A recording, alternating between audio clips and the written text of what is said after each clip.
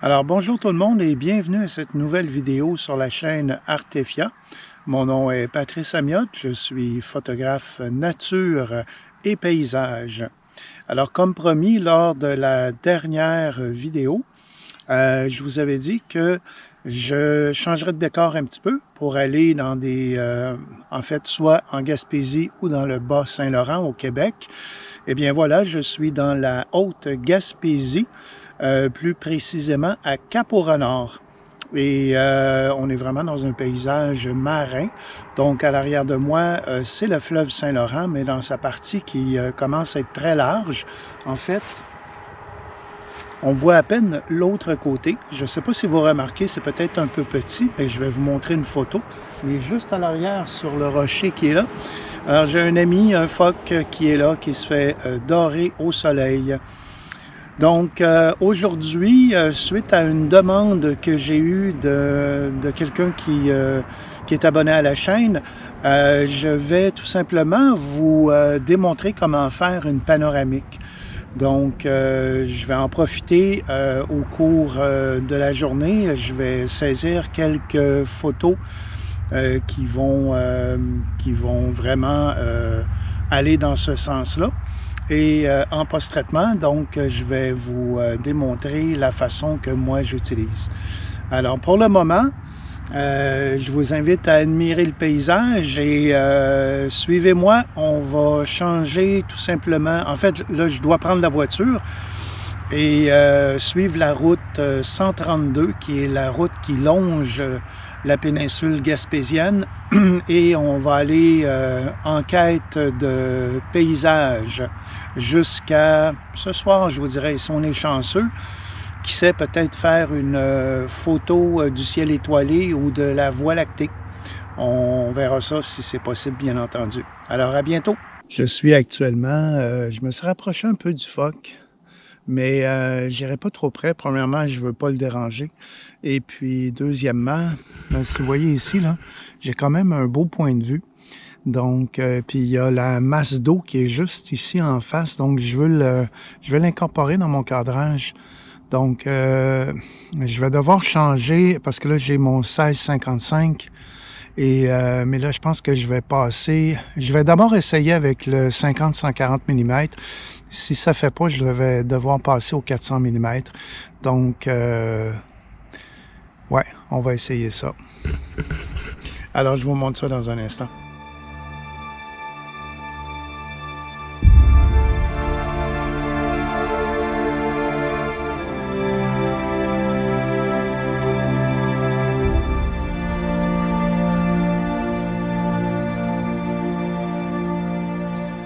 Pour faire la photo dont je voulais, finalement, j'ai pris le 50-140 mm.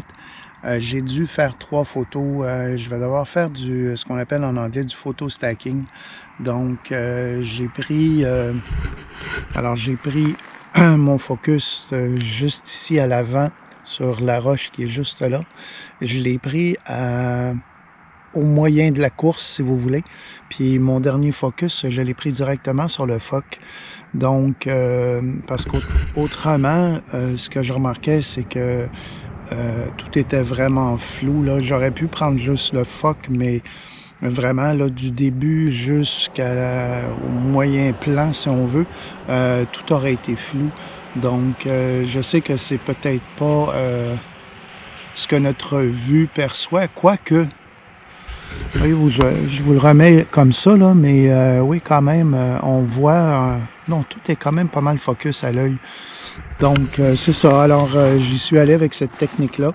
Je vais vous l'expliquer en même temps que, quoique je l'ai déjà expliqué, je pense, mais quand même, je vais le réexpliquer, comment faire du focus stacking.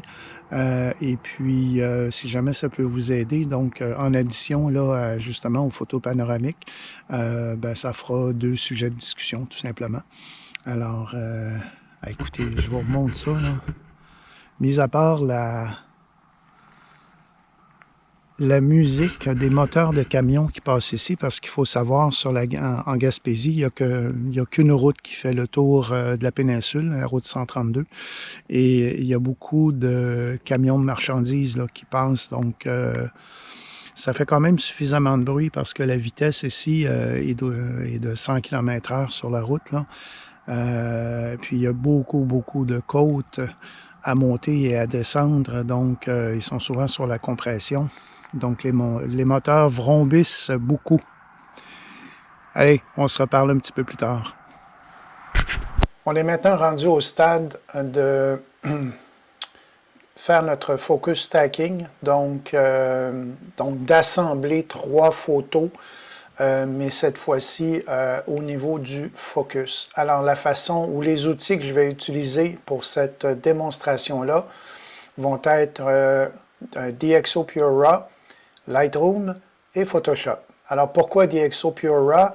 Tout simplement parce que c'est un logiciel d'appoint, si on veut, un plugin qui me permet vraiment d'augmenter la netteté, de régler les problèmes inhérents aux lentilles. Donc, dans ce cas-ci, la Fujinon 50-140 mm, et aussi de traiter tout ce qui a rapport au bruit. Quoique là, il n'y a pas tellement de bruit, là, j'étais en plein jour, là, donc, mais tout de même. Et ça fait un travail extraordinaire. Donc, et je trouve que c'est beaucoup mieux que d'utiliser Lightroom ou les outils dans Lightroom, que ce soit au niveau là, du sharpening ou du bruit.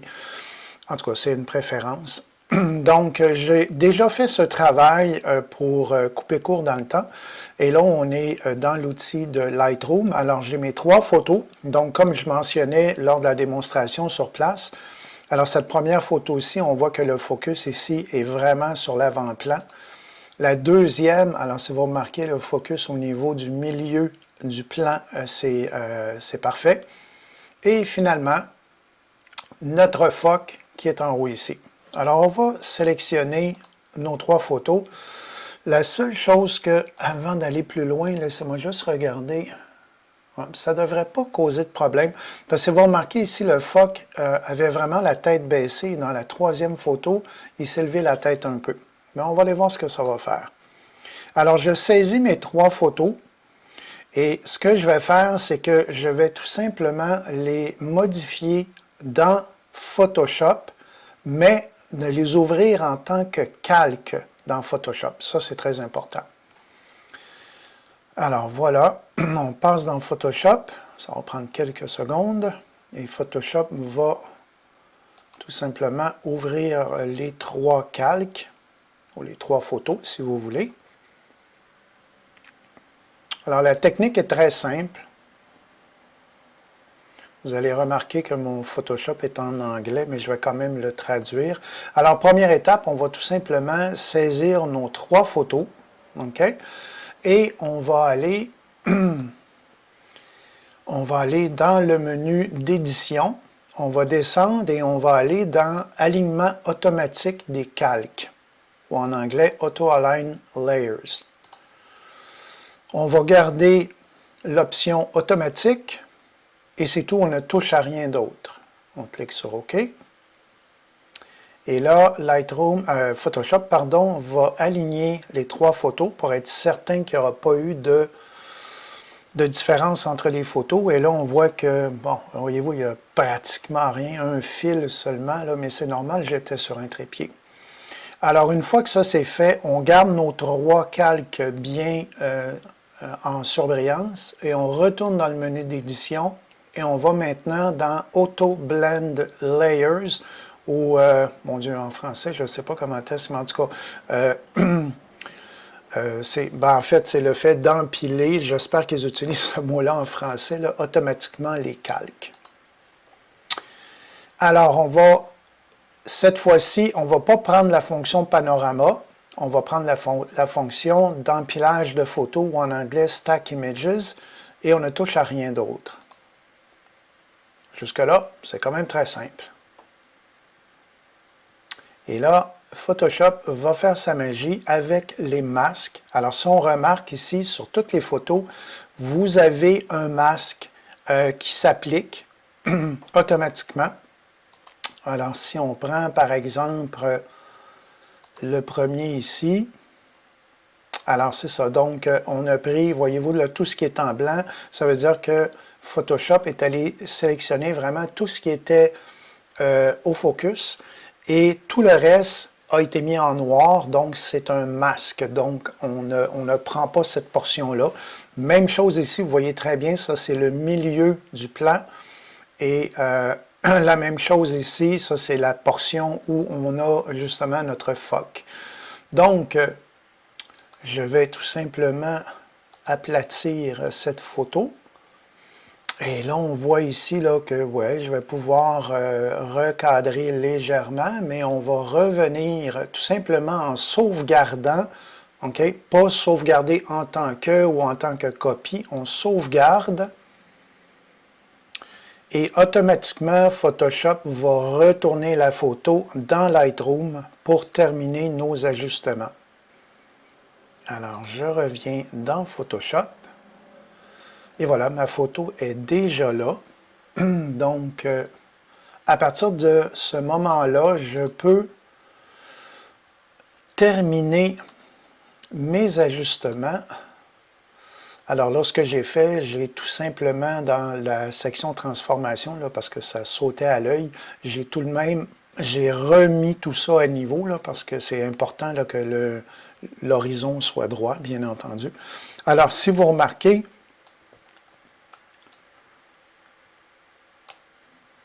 voyez-vous, ici, il y a eu... Bon, ça ne sera pas trop grave, là, parce que là, c'est sûr que... Voyez-vous, ici, c'est légèrement flou. Puis, ah ben tiens, voyez-vous, j'avais même pas remarqué, mais ce n'est pas un phoque, mais 3 phoques. Et je ne le voyais pas du tout. Eh bien, wow! L'avantage de la photographie, hein? Magnifique. La première photo que j'ai faite du phoque, j'étais vraiment dans une autre direction, donc je ne voyais pas les deux qui sont ici. Bon, mais la vie est belle pour ces jeunes phoques-là. Wow! OK. Donc, à partir de là, ben, ça devient votre travail de retouche au niveau... puis je ne vais pas embarquer là-dedans là, parce que le but n'était vraiment pas de parler de retouche globale ou locale, quoi que ce soit. Mais c'était vraiment là, pour le photo stacking, le focus stacking. Donc, ben voilà, ça nous fait une photo qui est beaucoup plus nette. Donc, il suffit tout simplement, selon votre sujet, de prendre 2 ou 3 photos et de vraiment bien faire le focus. Donc, dans ce cas-ci, on a remarqué qu'ici, ça ne paraîtra pas vraiment, mais ce que j'aurais pu faire, en fait, ce que j'ai fait, c'est que probablement que j'ai fait mon focus peut-être légèrement trop haut. J'aurais dû peut-être le baisser un tout petit peu. Et j'aurais pu capter cette section-ci là un peu mieux. Mais à moins de vraiment agrandir beaucoup, là, on ne verra pas la différence. Alors voilà, je vous montre la photo finale dans un petit moment.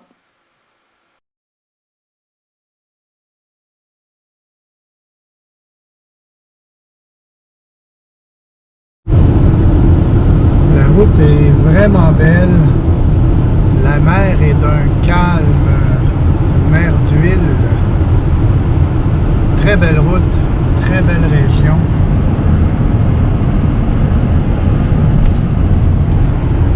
Voilà, c'est ça la Gaspésie, des beaux paysages.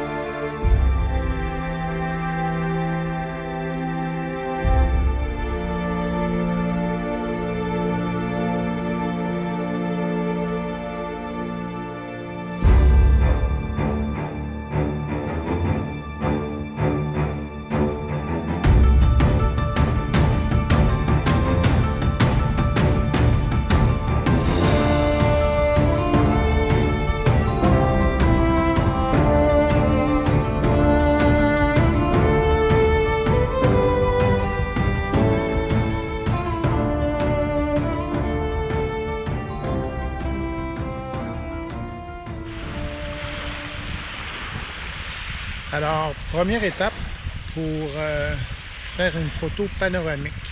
La première chose à faire, c'est d'essayer d'être le plus niveau possible. Donc, à cet effet, j'essaie vraiment, là j'essaie de vous le montrer, là c'est peut-être pas évident, mais vraiment avec le niveau à bulle de votre trépied.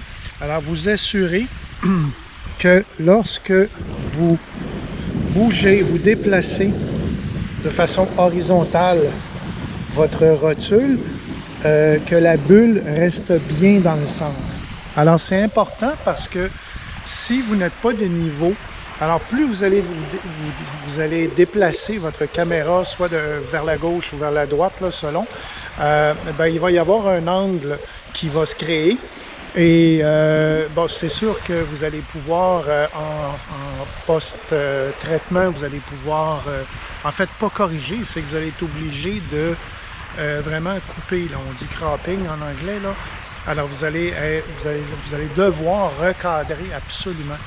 Et vous allez risquer de perdre des détails importants. Alors ça, c'est la première chose. Deuxième étape, alors là, ça va être tout simplement d'ajuster notre balance des blancs vraiment à la situation que vous avez. Donc dans ce cas-ci, moi je vais aller tout simplement avec le pictogramme du soleil, parce que comme vous pouvez remarquer, il n'y a absolument aucun nuage. Donc c'est ça. Et c'est tout simplement pour éviter des différences de tonalité.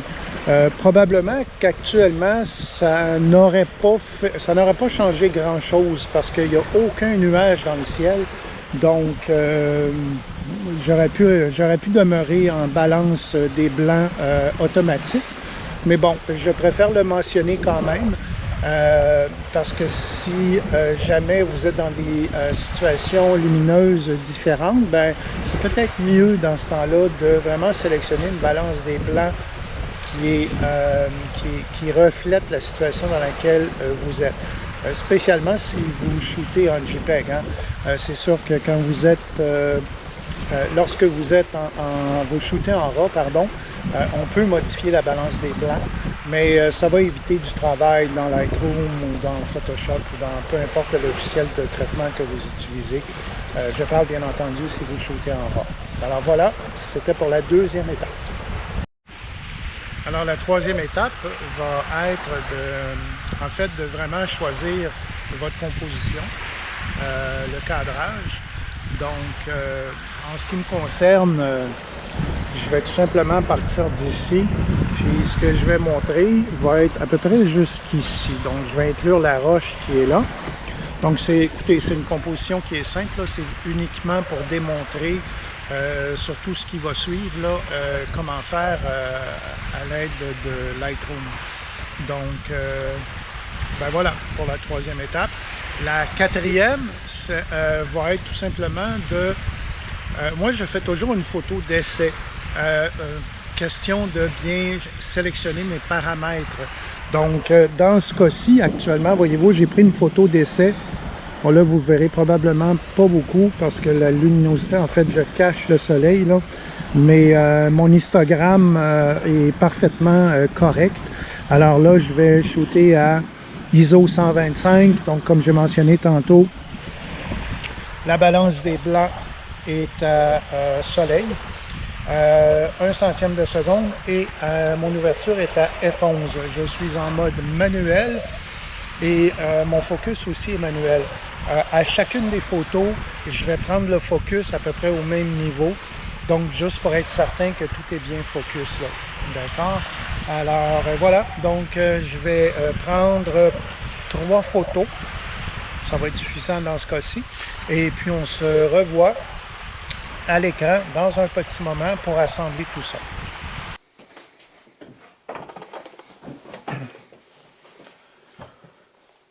Alors nous voici maintenant à l'intérieur pour la démonstration de justement comment créer une panoramique. Donc, vous pouvez jeter un coup d'œil maintenant à mon écran. Je vais le faire avec Lightroom. En fait, si vous vous souvenez, dans la précédente vidéo, je vous ai mentionné qu'il y avait un essai gratuit de 30 jours sur DxO Photolab 8. J'ai tenté de faire le travail avec Photolab, cependant, ils n'ont pas la fonction en fait, pour assembler des photos ensemble. Donc, il y a moyen de contourner cette problématique-là en travaillant les photos dans Photolab et d'exporter le tout dans Lightroom. Mais pour garder le processus simple, je vais y aller 100% dans Lightroom. Ça va être beaucoup plus simple. Je pourrais, comme j'ai mentionné, probablement qu'en novembre, lorsque j'aurai terminé mon apprentissage ou mon exploration de Photolab, je devrais dire, j'expliquerai peut-être un peu plus en détail comment justement travailler et en fait passer d'une application à l'autre et revenir et tout ça. J'ai passé une petite demi-heure pour vérifier tout ça et oui, ça fonctionne, mais c'est un petit peu plus laborieux. Donc, pour garder ça simple, on va tout faire ça dans Lightroom. Alors, actuellement, ce que vous voyez à l'écran, ce sont les 4 photos que j'ai sélectionnées. Alors, la première chose que je vais faire, et ce n'est pas une obligation, mais dans mon cas, j'aime beaucoup DxO Pure Raw. Question de vraiment... en fait, Pure Raw, il fait vraiment la correction au niveau des objectifs. Va aussi réduire le bruit et vraiment régler ce qu'on dit en anglais, le sharpening. Donc, je vais y aller avec cette application-là parce que je l'aime beaucoup. Naturellement, on aurait pu tout faire ça là, dans Lightroom là, de façon manuelle, mais pour aller un peu plus vite et je vous dirais avec Pure Raw, c'est vraiment optimal. Donc, on va y aller immédiatement. Alors, voilà. Donc, traitement instantané avec Pure Raw 4. Donc, Pure Raw va s'ouvrir dans quelques instants. Voilà. Alors, on va procéder. J'ai mes 4 photos ici. C'est bien ce que je veux. Alors, je vais accélérer un petit peu la vidéo. Question de réduire votre temps d'attente. Alors, voilà. Donc, Pure Raw a exporté les fichiers proprement corrigés. Alors, les voici. Ça me semble très bien. Vraiment, pour ceux qui ne connaissent pas DxO Pure Raw, pardon, c'est vraiment un petit logiciel qui fait des merveilles. Donc, je le recommande fortement. Alors, voilà. Donc, maintenant, on va passer en mode développement dans Lightroom, et non pas Photoshop. Et ce qu'on va faire dans un premier temps, c'est que on va s'assurer que nos fichiers sont dans la bonne séquence et on va tout simplement sélectionner l'ensemble des fichiers. Et par après, on va cliquer sur le bouton droit de la souris et on va choisir la fonction fusion de photos et aller dans le sous-menu et prendre le choix panorama. Vous allez voir, c'est vraiment pas compliqué. Il y a d'autres logiciels en passant qui le font. Je pense entre autres à Affinity qui le fait aussi. OK. Donc, maintenant, on voit ici que Lightroom a vraiment assemblé mes 4 photos. Tout à l'heure, je disais, là, lorsque j'étais à l'extérieur, que j'allais le faire avec 3 photos, mais finalement, j'en ai fait 4. Maintenant, on a 3 choix qui s'offrent à nous. On a la version, en fait, c'est des projections. Donc, on a la projection sphérique, cylindrique et perspective. Vous les essayez tout simplement et vous y allez au goût. Comme là, bon, j'ai changé à sphérique. Voilà, voyez-vous, ça l'a tout simplement aplati un peu. Alors, je préfère cylindrique. Perspective, d'après moi, ça ne fonctionnera pas. Non, en effet. Donc, on va retourner à cylindrique. Maintenant, une autre fonction, on a ici remplir les bords. Dans le cas présent, je vais l'essayer. La raison pour laquelle je vais l'essayer, c'est que mes couleurs sont assez uniformes. Par exemple, ici, c'est un ciel. Puis en bas, ici, d'après moi, Lightroom va être en mesure de reproduire ça. Sinon, j'aurais pu tout simplement cliquer sur fusionner et automatiquement, tout ce qui est en blanc ici, c'est moi qui vais devoir recadrer ou cropper en anglais pour ceux qui préfèrent. Mais dans ce cas-ci, je vais plutôt tenter ma chance avec remplir les barres. Ça va me donner une photo qui va être un peu plus, je vais avoir un petit peu plus d'espace. Alors, on va voir ce que ça fonctionne, si ça fonctionne, sinon on l'enlèvera. Alors, vous voyez, là, c'est excellent. Le Lightroom a vraiment dupliqué des pixels, puis écoutez, on ne voit vraiment pas la différence. Donc, dans un cas comme ça, je ne vois vraiment pas de problème. Alors, je vais maintenant sélectionner l'option fusionner. Alors voilà, donc on voit ici en haut à gauche la création du panorama. Ça ne sera pas très long. Et en principe, on devrait avoir une photo panoramique. C'est sûr que là, étant donné que j'ai 4 photos, je vais avoir beaucoup plus de pixels là. Et voilà. Donc, si on regarde ça ici, je vais aller à 100%. Oui, regardez ici comme c'est magnifique. Puis là, je vous fais remarquer l'excellent travail de Pure Raw. Écoutez, la photo, elle est vraiment, vraiment bien réussie. Bon, c'est sûr, ici, je vais enlever la voiture qu'il y a là. Ça ne sera pas esthétique. Mais d'une façon ou d'une autre, le but de l'exercice n'était pas de créer une photo incroyable, c'était vraiment de démontrer le processus. Alors, à partir de ce moment-ci, tout ce qui nous reste à faire va tout simplement d'ajuster notre photo selon le goût qu'on veut. Alors, comme là, voyez-vous, je vais ajuster un petit peu la texture. Ça ici, ça me semble très correct. On va aller voir ici dans l'étalonnage. On va... Oh, ça c'est beaucoup là. Je vais tout simplement augmenter légèrement. Alors, ce que je veux faire avec l'étalonnage, c'est que je veux tout simplement redonner un petit peu de couleur, mais en fait, tout ce qui est rouge, tout ce qui est vert, mais vraiment avec parcimonie, là. Le but n'est pas de changer complètement la photo et surtout ne pas exagérer là, dans la saturation. Maintenant, voyez-vous, étant donné que j'ai utilisé Pure Raw, donc dans l'onglet Détails, je n'ai pas vraiment besoin d'aller toucher à ça. Le seul moment où j'irais peut-être serait au niveau de la netteté, si jamais, par exemple, je voulais imprimer ma photo et selon le type de papier que j'allais utiliser, il est possible que j'ai à retoucher une photo. Mais ça fera l'objet d'une autre discussion éventuellement pour ce qui a trait à l'impression des photos. Alors ça, c'est bien beau. Si vous jetez un coup d'œil à mon histogramme, tant qu'à moi, l'histogramme, il est parfait. C'est vraiment une photo, une très belle photo, finalement. Les couleurs, le rendu est très bien. Écoutez, je ne crois même pas que j'y retoucherai plus que ça. Peut-être juste un petit dégradé linéaire vers le bas, légèrement pour assombrir un peu ici. Je n'irai pas le faire dans ce cas-ci pour le ciel. Non, ça va être parfait comme ça. Non, je vous dirais que cette photo-ci, alors si on va en mode plein écran, alors voici ce que ça nous donne comme photo.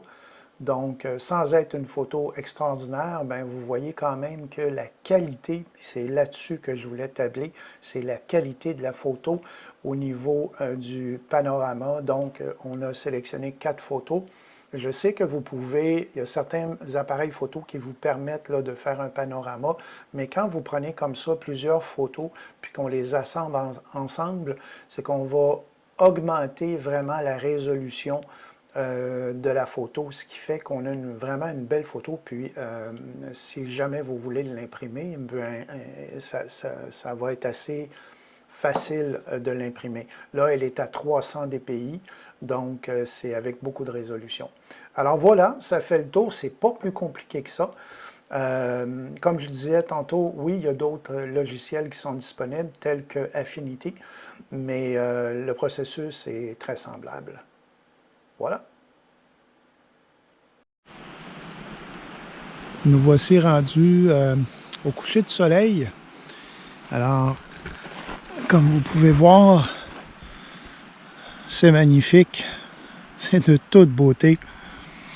Alors, j'ai vraiment pris mon cadrage, en fait, ma composition, là, est vraiment dans tout ce secteur-là.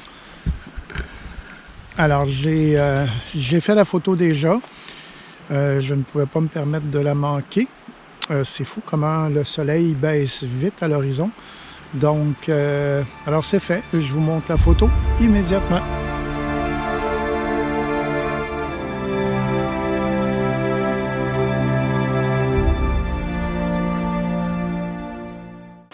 Alors, j'espère que vous avez aimé cette vidéo. Si c'est le cas, je vous invite à lever le pouce, à vous inscrire si ce n'est déjà fait. Ça va drôlement aider la chaîne. Et demain, je vais... en fait, la partie paysage marin est terminée avec cette conclusion-ci. Mais demain, je pars pour la montagne, toujours en Gaspésie. Alors, je vais dans le Parc national de la Gaspésie. Et demain, je vais monter le mont Ernest-Laforce. Et semble-t-il que le sommet de cette montagne est dénudé. Donc, je devrais avoir un très beau point de vue. On verra ça demain. Et fort probablement que le surlendemain, je vais faire une autre randonnée aussi dans le parc de la Gaspésie. Donc, ça va faire le sujet d'une autre vidéo pour la semaine qui va suivre. Alors, encore une fois, si vous aimez liker, c'est ce qui aide grandement la chaîne à sortir sur la chaîne YouTube. Donc, d'ici là, je vous dis bonne photo et à la prochaine. Bye!